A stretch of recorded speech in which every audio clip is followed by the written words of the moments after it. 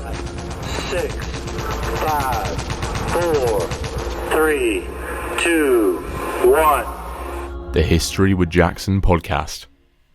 Hello and welcome to the History of Jackson podcast, the podcast where we bring up-to-date historical research to you in an accessible and digestible. Right, so hello and welcome to the Stuart History Festival special series here on History of Jackson, and we're joined by Erica Canela. How are you doing, Erica? Hello, I'm doing well. We've had it's been a really good first day. I'm really happy. I've really enjoyed it. Have you? Yeah. Well, as we've said before, I've not been the biggest fan of Stuart history, and you've really introduced me to like a new area of history I've not looked at before. This is something that I hope that not only this festival will highlight, but also there's a lot of really incredible scholarship and many books coming out. It seems like quite a flurry. Like the 17th century Stuart history is hot and having a bit of a moment. I'm here for it. Definitely. I'm here for it. And I'm really glad that we're sort of getting some converts in like you. It's very important. Fans of Tudor history, you can just make the little jump over. Yeah, it's only a small jump. It's only small, and it is very much in vogue at the moment. But in terms of looking at histories that we've not really discussed before, your talk tomorrow with Isabella Rosner is on an area of history we don't actually look at all compared to how often we look at Stuarts, and it's looking at the Quakers. So firstly, what are the Quakers? So the Quakers they were, at the time, again, we're looking at 17th century, we're specifically looking at the mid-17th century, and even more specifically, the period right after the Civil Wars. So it's a radical religion. When you put it in modern terms, it doesn't seem very radical. But at the time, they are promoting, I'm not going to get too theological here. So they are promoting that, people can have their own personal relationship with God. You don't need clergy. You don't need big, beautiful churches like next door, Worcester Cathedral.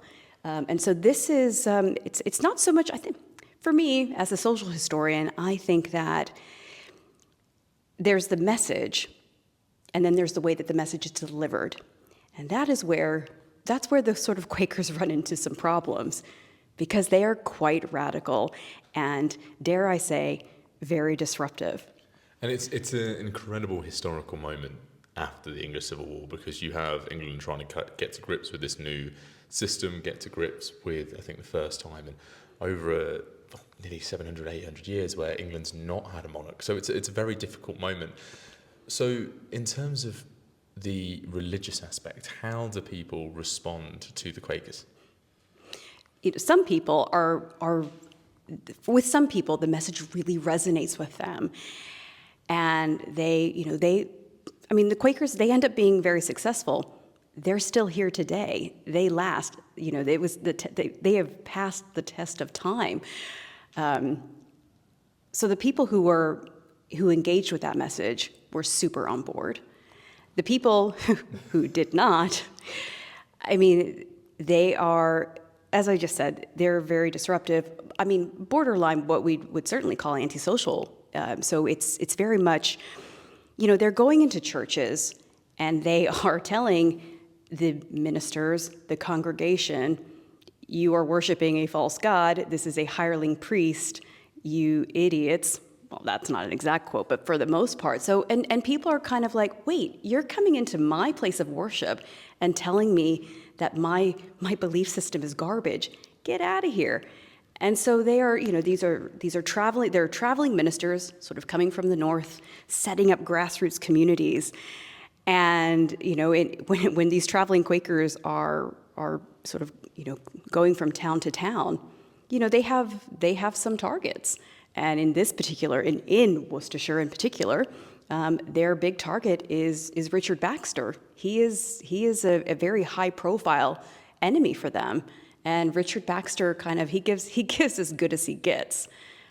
So yeah. It's certainly at odds with this image that we have of the Quakers popularly. They're peaceful, they're very devout. But going around causing issues, causing trouble, going into people's churches just completely strikes at that. Absolutely. I think that, Quakerism has had quite the glow up over the last 350 years. And so that's what this is what I love. This is what I love about being a historian. This is what I really love about being a social historian, is that I'm looking at, a lot of people, a lot of people that I research have been largely forgotten by history, the people, their stories.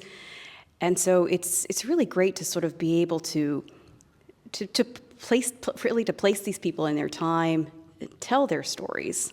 And I think that's an important part about being historians, placing people within their time, but also the social, historical, political context of their times as well. Oh, absolutely. So when you're sort of seeing, or I say seeing, when you're I'm imagining the Netflix film of the early Quakers. That's why I said that. So when you're reading these documents and sort of seeing how Quakers are engaging, right? They are big users of the printing press, and you see how they're writing. They're writing very publicly as the scorned people called Quakers.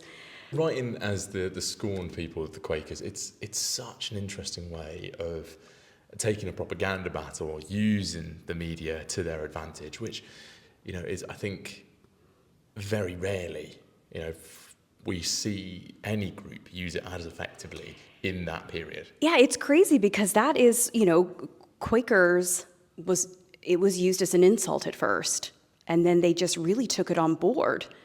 So it was, they like to be called the Religious Society of Friends, and so when they addressed each other, they would address each other as friends with a capital F. And so, but in terms of sort of it is very strange, because when you think about sort of any group in history, sort of no one takes the insult and runs with it the way that Quakers did. I don't think. History is a vast place. I'm sure that somebody else has done it, but yeah, it's great. It's a remarkable rebranding effort. Now, I've got a final fun question for you, as we do for every guest on the podcast. Okay. Who is your favourite figure within your research on the Quakers? Oh, okay. So my favorite figure, thank you for asking, is a Quaker named Humphrey Smith, who is, he is the historical love of my life, and he is. I won't tell your husband. No, please don't tell him. Please don't tell him. So he is converted very early on, it's about around 1655. And he is a deeply prolific writer. He sort of, he goes like, he really, as they say, drinks the Kool-Aid. He is into it. He leaves his wife and family to their farm in Herefordshire, and as I said, he's a prolific writer. And so he writes a lot of spiritual autobiographies, and one of these autobiographies, he is writing about his decision to leave his family and become a traveling Quaker minister. And so he's writing, and these are public pamphlets, and he writes that one night he was in bed with his wife and family, and he thought, these are people I should not be with. And then he goes. So then he goes, becomes a traveling Quaker minister, is really just kind of has a tour of the prisons of southern England, where he will eventually die in 1663 of jail fever in Winchester. And sort of one of the more frustrating things about this story is that the judge in Winchester offered to release him. He just had to essentially promise to hold no more meetings in town. And that was not okay with Humphrey Smith. This happened twice while he was in his final imprisonment, which was just a little bit over 2 years. And he was like, no. And so he ends up dying. He dies what is known as a good Quaker death. This is something was discussed a little bit today when Stephen K. Roberts was talking about Republican Worcestershire. And so a good Quaker death is basically he dies in silence and is, just basically showing deference to God, saying, you know what, I'm ready. Jail fever. Jail fever is not a nice way to die. It is sort of, it's what we would call typhus.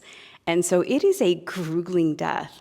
And so there are eyewitness reports that, yes, he did die the good Quaker death. He, never ever complained.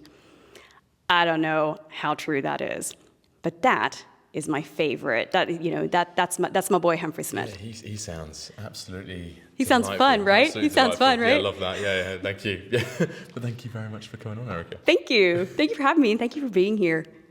10, 9,